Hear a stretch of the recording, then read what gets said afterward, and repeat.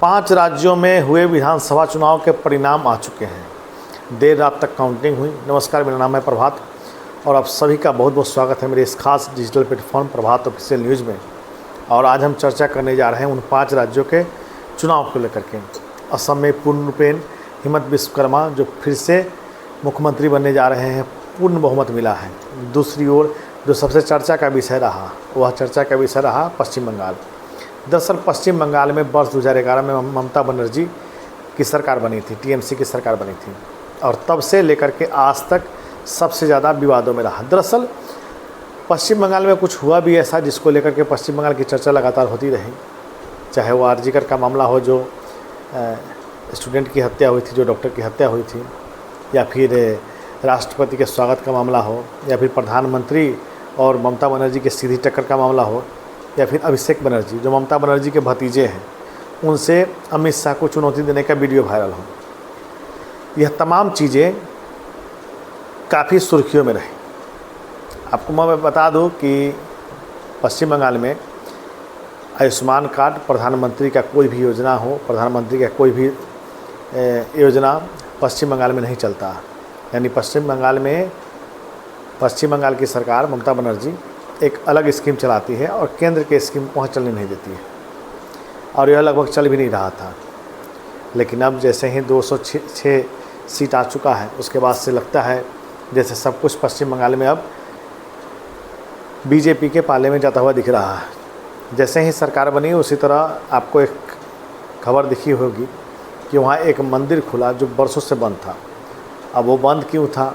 अब इसमें हिंदू मुस्लिम vote polarisation की बात आ रही है और हो भी रहा है। दरअसल पश्चिम बंगाल के विधानसभा चुनाव जीतने के लिए बीजेपी ने बड़ी तैयारी की थी और वो तैयारी बड़ी सटीक थी। तैयारी इतनी अच्छी थी कि मैं आपको बता दूं कि 92 लाख मतदाता का नाम वहाँ कटा। एसआईआर जब हुआ, एसआईआर में जब नाम काटने की बारी आई तो लगभग 92 लाख मतदाता जो कि शायद फर्जी वोटर थे, शायद नहीं, पूर्णपेन फर्जी वोटर थे। शायद कहने का मतलब कि हम चुनाव आयोग पर सवाल खड़े कर रहे हैं। 92 लाख फर्जी वोटर के नाम काटे गए। अब सोचिए किसी राज्य में जब 92 लाख फर्जी वोटर हैं तो वहाँ चुनाव होने की, सही चुनाव, निष्पक्ष चुनाव होने की बात कहीं नहीं जा सकती है। और ऐसे में सवाल उठता है कि जो लोग चुनाव हार गए, वो लोग अगर चुनाव आयोग पर सवाल उठाते हैं, वोटिंग पे सवाल खड़ा करते हैं, तो समझ से परे हैं। दूसरी सबसे महत्वपूर्ण बात कि प्रधानमंत्री या केंद्र की कोई भी जो पॉलिसी है, जो योजना है, वहाँ के लोगों को लाभ उसका नहीं मिलता था। वहाँ की सरकार उसको चलने नहीं देती थी। हाल ही में जब यहाँ भारत की राष्ट्रपति वहाँ पहुँची थी, महामहिम राष्ट्रपति वहाँ पहुँची थी, तो उनके स्वागत के लिए जो प्रोटोकॉल होता है वो भी वहाँ पालन नहीं किया गया। और जो खबरें निकल कर के आई तो वो राष्ट्रपति महोदय ने कहा कि शायद ममता मुझसे नाराज़ हैं। तो इस तरह की स्थिति वहाँ बनती जा रही थी। दूसरा तरफ जो सीन उभर कर आता था वह था मामला घुसपैठ का। देखिए, वहाँ सबसे बड़ा मामला जो पश्चिम बंगाल में बनता जा रहा था, चूँकि 2011 से ममता बनर्जी टीएमसी की सरकार थी, और घुसपैठ का मामला सबसे ज़्यादा बनता जा रहा था।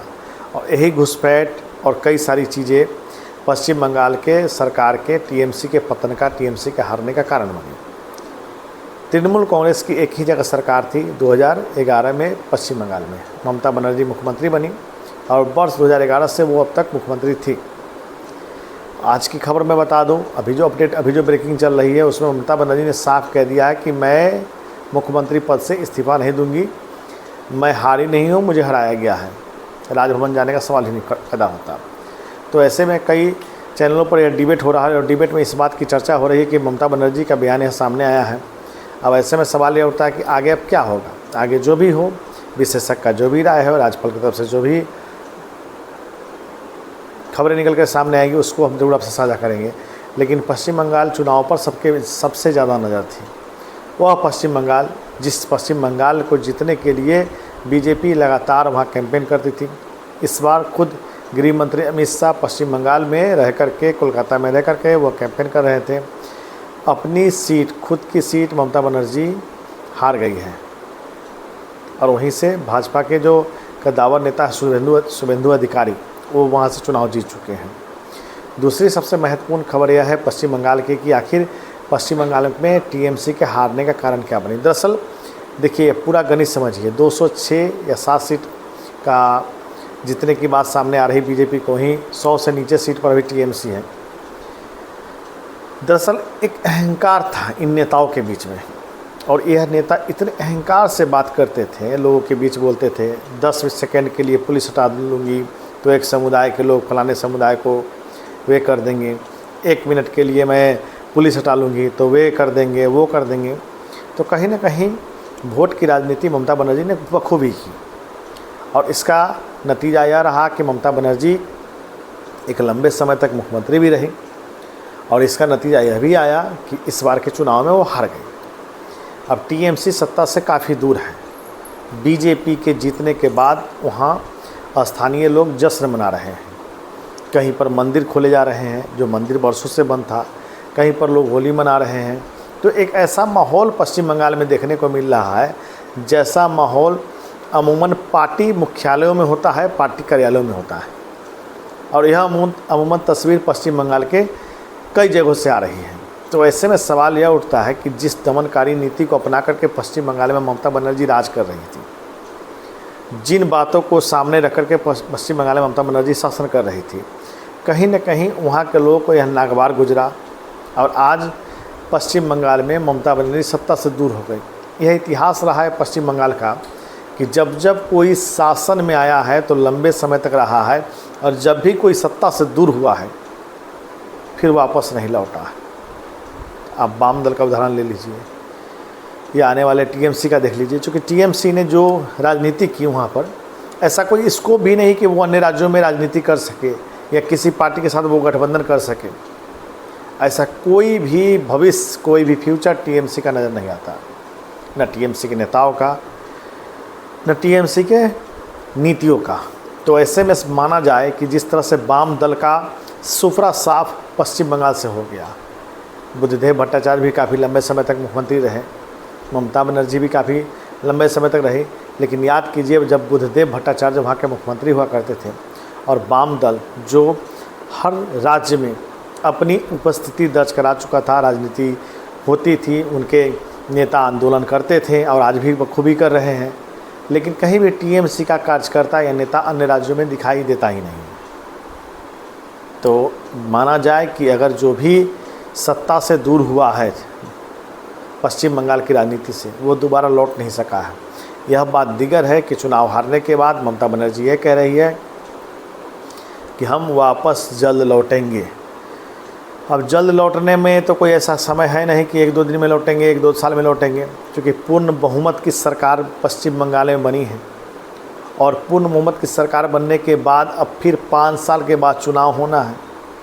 अब ऐसे में बीजेपी के सामने यह चुनौती है कि वो अपने किए गए वादों को पूरे करे, घुसपैठ को रोके, क्योंकि जिस तरह से घुसपैठ पश्चिम बंगाल में हो रहा है, जिसका ताज़ा उदाहरण है 92 लाख मतदाता का वोटर लिस्ट से नाम काटा जाना। आप समझ सकते हैं कि किसी राज्य में अगर 92 लाख वोटर फर्जी है और उस फर्जी वोटर के सहारे चुनाव होने की बात सामने आती है, तो यह माना जाए कि वो चुनाव निष्पक्ष नहीं हो रहा था।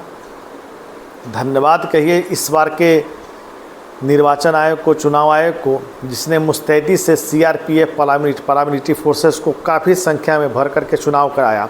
और यह बात भी खुद गृह मंत्री ने कही कि 4 तारीख को चुनाव परिणाम आने के बाद भी सेंट्रल फोर्सेस 1 महीने तक पश्चिम बंगाल में कैंप करेगी।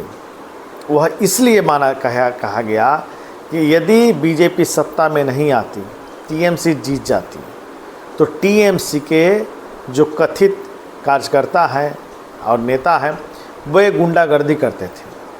इसका ताज़ा उदाहरण है पिछले विधानसभा वर्ष 2021 के विधानसभा चुनाव में मारे गए लोगों की संख्या, तकरीबन 20 से ऊपर लोगों की हत्या हुई थी उस चुनाव परिणाम के बाद, यानी वर्ष 2021 के बाद। और इस बार भी यह कयास लगाया जा रहा था कि यदि वोट बीजेपी को लोग देते हैं तो टीएमसी वाले उनकी हत्या कर देंगे, उनको परेशान करेंगे। इसीलिए निर्वाचन आयोग ने और खुद केंद्रीय गृह मंत्री अमित शाह ने इस बात को हर जगह, हर चुनावी सभा में कहा कि चाहे परिणाम जो आए, 4 तारीख को आए। हालांकि ये उन्होंने नहीं कहा, उन्होंने कहा बीजेपी लौट रही है, लेकिन उन्होंने कहा कि 4 तारीख के चुनाव परिणाम के बाद भी केंद्रीय फोर्सेज यहाँ से नहीं जाएगी। अब सीधा एक संदेश था।